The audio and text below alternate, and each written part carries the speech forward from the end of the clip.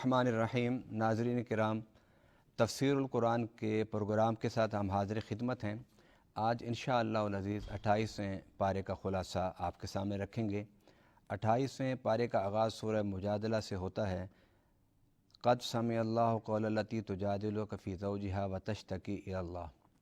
اس پہلی رکوع میں اللہ رب العالمین نے زہار کے بارے میں گفتگو کی اور زہار کے کفارے کے بارے میں گفتگو کی۔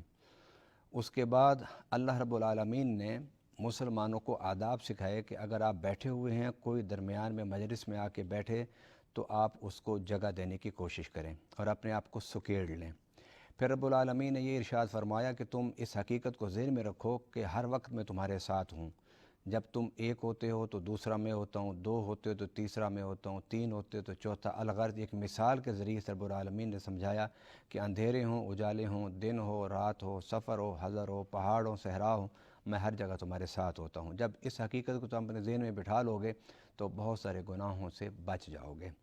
اس کے بعد رب العالمین نے انبیاء کرام اور رسل اعظام کی جدوجہد اور محنت کے بارے میں گفتگو کرتے ہوئے فرمایا کتب اللہ لاغلبن انا ورسلی، میں نے لکھ دیا ہے کہ میرے رسول اور ایمان والے وہی غالب ہوں گے۔ اور اسی صورت اختتام پر فرمایا رضی اللہ عنہم ورضوا عنہ، کہ اللہ ان سے راضی ہو گیا اور وہ اللہ سے راضی ہو گئے، اس لیے کہ انہوں نے رب کے دیے ہوئے ایجنڈے پر اپنا سب کچھ قربان کر دیا۔ جو اللہ کے دیے ہوئے مال، وقت، اولاد کو اسی کے نام پر قربان کر دیتے ہیں، وہی لوگ ہیں جن سے اللہ راضی ہو جاتا ہے۔ اور رب العالمین یہ کہہ رہا ہے کہ جب میں راضی ہوں تو اس سے پہلے تم نے مجھے راضی کرنے کی کوشش کی، اور یہ اتنا بڑا مقام، اتنا بڑا رتبہ ہے جو نصیب والوں کو ملتا ہے۔ اور اس زمرے میں انبیاء کرام بھی آتے ہیں، رسل اعظام بھی آتے ہیں، صحابہ کرام بھی آتے ہیں، اہل بیت اطہار بھی آتے ہیں۔ اس کے بعد سورۃ الحشر کا آغاز ہوتا ہے۔ سورۃ الحشر میں رب العالمین نے فرمایا کہ جن لوگوں نے تمہیں اپنے گھروں سے نکالا تھا اور تمہیں گھر سے بے گھر کیا تھا، اپنے وطن سے نکال دیا تھا، آج تم ان کی حالت کو دیکھو، در بدر گھومتے اور بھٹکتے پھر رہے ہیں، اور وہ تمہیں مٹانے کی جو خواہش ہے، تمنا ہے، اس کے پیچھے پاگل ہو کے پھر رہے ہیں۔ کتنی دفعہ تم سے لڑنے کے لیے مکہ سے مدینہ آئے، پھر وہاں ذلیل و خوار ہوئے، قتل ہوئے، قید ہوئے، اور پھر انہیں رسوا ہو کے واپس جانا پڑا۔ پھر رب العالمین نے ان غزوات کے صلہ میں اور اس کے بدلے میں مسلمانوں کو خوشحالی عطا فرمائی، لیکن وہ خوشحالی اور وہ مال غنیمت اتنا نہیں تھا کہ وہ مدینہ میں رہنے والے لوگوں کی کفالت بھی کرے اور جنگوں کے اخراجات کو بھی پورا کرے، لیکن بہرحال حالات بہتر ہوئے تھے۔ اس لیے رب العالمین نے فرمایا تم اللہ کے راستے میں خرچ کرنے والے بنو، لیکن کہ لا یکون دولۃ بین الاغنیاء منکم، اس اصول کو سامنے رکھو کہ تمہارا مال جو ہے وہ صرف آپس میں، خاندانوں میں، قبیلوں میں نہ گھومتا رہے، بلکہ امیروں سے غریبوں تک اس مال کو پہنچنا چاہیے، یعنی تمہاری انفاق کے فیض کو پہنچنا چاہیے۔ پھر اس میں ارشاد فرمایا وَيُؤْثِرُونَ عَلَىٰ أَنفُسِهِمْ وَلَوْ كَانَ بِهِمْ خَصَاصَةٌ، خوشحالی میں تو سارے ہی خرچ کرتے ہیں، لیکن میرے صحابہ کرام، میرے نبی کے ساتھیوں کی یہ شان ہے کہ وہ تنگ دستی میں بھی اپنا پیٹ کاٹ کے دوسروں کو کھلاتے اور پلاتے ہیں۔ ناظرین کرام، اسی صورت میں رب العالمین نے بڑا ایک اہم ارشاد فرمایا۔ ویسے اللہ کے سارے ارشاد اہم ہیں، لیکن ہماری زندگی کے حوالے سے اور اس کو بدلنے کے حوالے سے کچھ باتیں بہت اہم ہوتی ہیں۔ فرمایا یا ایھا الذین آمنوا اتقوا اللہ ولتنظر نفس ما قدمت لغد، آج کے دن کا جب تم آغاز کرو تو رات سونے تک ذرا جائزہ لے لیا کرو کہ تم نے کل کے لیے اللہ کے پاس کیا بھیجا ہے۔ یہ جب ہم جائزہ لینا روزانہ شروع کر دیں گے تو ہمارے بہت سارے اعمال ہمارے بہتر ہو جائیں گے، ہمارے بہت سارے اعمال اور کردار ہمارا اچھا ہو جائے گا، اور بہت سارے غلطیوں اور گناہوں سے ہم بچنا شروع کر دیں گے۔ اور اس کے بعد رب العالمین نے پھر اپنے اوصاف کو ذکر کرتے ہوئے فرمایا، اور اس سے پہلے لو انزلنا ھذا القرآن علی جبل لرأیتہ خاشعا متصدعا من خشیۃ اللہ، کہ اگر ہم اس قرآن کو پہاڑوں پر نازل کرتے تو تم دیکھتے کہ پہاڑ ریزہ ریزہ ہو جاتے اللہ کے خوف سے، لیکن میرے حبیب صلی اللہ علیہ وسلم کا قلب اطہر کی قوت و طاقت کا اندازہ کیجئے کہ 30 پارے میرے حبیب پر نازل ہوئے، مگر اللہ تعالیٰ نے انہیں ہمت بھی دی، طاقت بھی دی اور صبر بھی دیا۔ کیونکہ اگر آپ کتب احادیث سے کیفیت وحی کا مطالعہ کریں تو آپ کو اندازہ ہوگا کہ رب کے کلام کے نزول کے وقت میرے آقا صلی اللہ علیہ وسلم کی حالت کیا ہوتی تھی۔ صحابہ کرام فرماتے ہیں کہ آپ کے ماتھے پر پسینہ آ جاتا تھا، اور اگر حضور صلی اللہ علیہ وسلم کسی صحابی کی ران پر تکیہ لگا کے بیٹھے ہوتے تو صحابہ کہتے ہیں کہ ہمارے ایسے محسوس ہوتا تھا کہ ہماری ہڈیاں ٹوٹ جائیں گی۔ اللہ اکبر۔ اس کے بعد سورہ ممتحنہ کا آغاز ہوتا ہے۔ سورہ ممتحنہ میں رب العالمین نے بیعت کا اصول بتایا، بیعت کا طریقہ کار بتایا، بیعت کا ایجنڈا بتایا۔ اس میں بیعت اس بات پر کی جاتی تھی کہ شرک نہیں کرنا، چوری نہیں کرنی، زنا نہیں کرنا، قتل نہیں کرنا اور گناہ کبیرہ نہیں کرنا۔ ان باتوں پر نبی پاک صلی اللہ علیہ وسلم مردوں سے اور عورتوں سے بیعت لیتے تھے اور اس کے بعد وہ مسلمان ہو جاتے تھے۔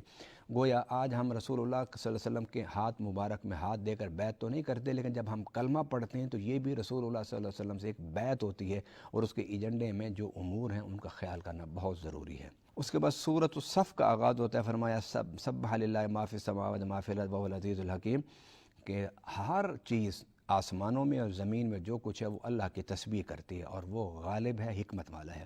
اس کے فوراً بعد فرمایا یا ایھا الذین آمنوا لم تقولون ما لا تفعلون، اے ایمان والو تم جو کہتے ہو وہ کرتے کیوں نہیں، یا کہ جو تم کہتے ہو وہ کر کے دکھاؤ اور جو نہیں تم کر سکتے وہ مت کہو۔ لما تقولون، کیوں کہتے ہو ما لا تفعلون، جو تم کرتے نہیں ہو۔ مطلب کیا، پہلے خود عمل کرو پھر دوسروں کو نصیحت کرو۔ اس کے بعد رب العالمین نے حضرت عیسیٰ علیہ السلام کے حوالے سے فرمایا مبشرا برسول یأتی من بعدی اسمہ احمد، کہ حضرت عیسیٰ علیہ السلام نے اپنے حواریوں میں بیٹھ کے نبی پاک صلی اللہ علیہ وسلم کی آمد کا ذکر کیا اور انہیں بتایا کہ میرے بعد ایک رسول آ رہا ہے جس کی میں تمہیں بشارت دیتا ہوں، جس کا نام آسمانوں میں احمد ہے، زمین پر محمد ہے۔ ناظرین کرام، پھر سورہ جمعہ کا آغاز ہوتا ہے۔ سورہ جمعہ میں رب العالمین نے پھر اسی عقیدے کو بیان فرمایا قل ان الموت الذی تفرون منہ فانہ ملاقیکم ثم تردون الی عالم الغیب والشہادہ، فرمایا ان سے کہہ دو کہ موت سے تم فرار نہیں اختیار کر سکتے، خدا کے لیے اس عقیدے کو اپنے ذہن میں بٹھا لو، اور تم آئے دن صبح و شام دیکھتے ہو تمہارے دائیں بائیں آگے پیچھے رشتہ داروں میں، تمہارے دوستوں میں، احبہ میں، اساتذہ میں، شاگردوں میں، یاروں میں، اہل علاقہ میں روز جنازے اٹھتے ہیں۔ کیا تمہیں اس یقین کے لیے کافی نہیں ہے جنازے اٹھنا کہ تم نے بھی مرنا ہے؟ لیکن اس کے ساتھ ایک عقیدہ اور بھی یاد رکھو، وہ یہ کہ مرنے کے بعد پھر اٹھنا ہے۔ ناظرین کرام، اس کے بعد سورہ منافقون کا آغاز ہوتا ہے۔ منافق جو تھے وہ اس بات کے انتظار میں بیٹھے تھے کہ مسلمان آج شکست کھائیں گے، کل شکست کھائیں گے۔ یہ دو گروپ آپس میں لڑ رہے ہیں، مکہ والے اور کفار، اور مدینہ کے مسلمان، ادھر یہود ہیں۔ خدا جانے ان میں کون غالب آتا ہے، اس لیے انہوں نے بین سارا معاملہ رکھا ہوا تھا کہ ہم انتہا پر، آخر میں، اختتام پر دیکھیں گے کون غالب آتا ہے، اس کے ساتھ ہم بیٹھ جائیں گے۔ یعنی ہر طرف انہوں نے ہاتھ رکھا ہوا تھا۔ انہوں نے نہیں پتہ تھا کہ ان کی اس منافقت کا پتہ اللہ کو بھی ہے اور اس کے رسول صلی اللہ علیہ وسلم کو بھی ہے۔ ایک جنگ میں تھوڑی سی گفتگو ہو گئی مسلمانوں میں، اور انہوں نے وہاں پر منافقین نے ایسی باتیں کی جس سے ان کا کفر کھل کے سامنے آ گیا۔ انہوں نے کہا یقولون لئن رجعنا الی المدینہ، جب ہم مدینہ واپس جائیں گے تو ہم ذلیلوں کو، یعنی کمزور لوگوں کو مدینہ سے نکال دیں گے۔ فرمایا تمہیں کیا پتہ کہ عزت کس کے پاس ہے، ذلت کس کے پاس ہے، لیکن تم منافق اس بات کو سمجھتے نہیں۔ اسی سورۃ المنافقون میں فرمایا کہ جب انسان وقت قریب ہوتا ہے موت کا تو وہ کہتے ہیں اللہ مجھے تھوڑی سی مہلت دے دے، فاصدق واکن من الصالحین، میں تیرے راستے میں صدقہ کروں اور نیکوں میں سے ہو جاؤں۔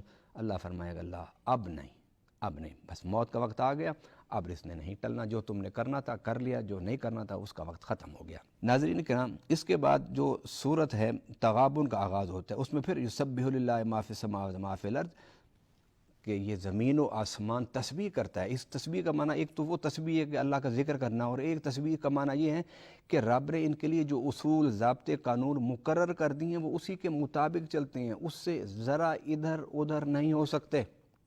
یہ ہے اس مظاہر فطرت کی تسبیح، اس کا ذکر فرمایا۔ اور اس کے بعد پھر رب العالمین نے دو رکوع ہیں چھوٹے سے، 2 بار فرمایا وانفقوا خیر لانفسکم، خرچ کرو تم، یہ تمہارے اپنے لیے بہتر ہوگا۔ اس کے بعد پھر فرمایا ان تقرضوا اللہ قرضا حسنا یضاعف لکم ویغفر لکم، یہ ویغفر لکم یہ پہلی دفعہ آیا ہے قرآن پاک میں، کس کے ساتھ؟ اللہ کے راستے میں دینے کے ساتھ۔ فرمایا کہ اگر تم قرض دینا چاہتے ہو تو اللہ کو قرض دو، اور وہ قرض حسنہ ہوگا۔ حسنہ کا مطلب یہ ہے کہ وہ تمہیں اس کو دگنے سے چگنا کر کے تمہیں یہ واپس لوٹائے گا، اور قرض اللہ کو دو گے یعنی اس کے مخلوق کی خدمت کرو گے۔ اللہ کو قرض دینے کا مطلب ہے مخلوق کی ضرورتیں پوری کرنا۔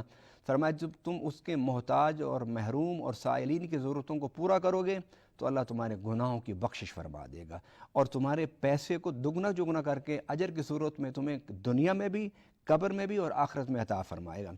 ناظرین کرام، اس کے بعد سورہ طلاق کا آغاز ہوتا ہے۔ سورہ طلاق میں مسائل طلاق کا ذکر ہے، مسائل طلاق کے ساتھ ساتھ پھر طلاق کی عدت کے بارے میں تفصیل سے رب العالمین نے اس میں ذکر فرمایا۔ ان دو مسائل کو بڑی تفصیل سے رب العالمین نے بیان فرمایا۔ رضاعت کے مسائل بھی اس میں بیان فرمائے، اور اس میں طلاق میں ایک بڑی بنیادی بات ذہن میں رکھیے، طلاق میں یہ بات ہے کہ جس طرح تم نے نکاح اپنی رضامندی سے کیا تھا، اسی طرح اگر تم آپس میں خوش اسلوبی زندگی نہیں گزار سکتے تو